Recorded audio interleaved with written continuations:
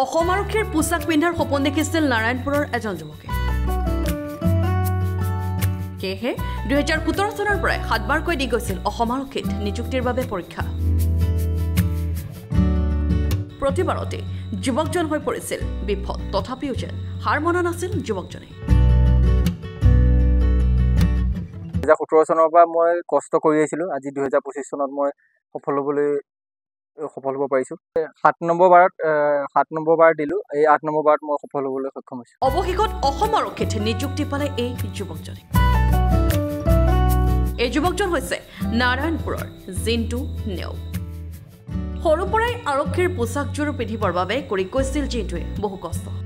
দেউতাকেও পুৱাই বিচনাৰ পৰা উঠাই জিন্তুক উৎসাহ দি পঠাইছিল দৌৰিবলৈ।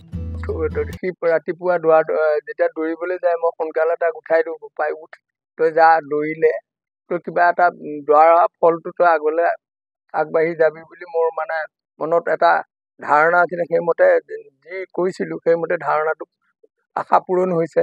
এতিয়া জিন্তুৰ সফলতাত সুখী পৰিয়াল।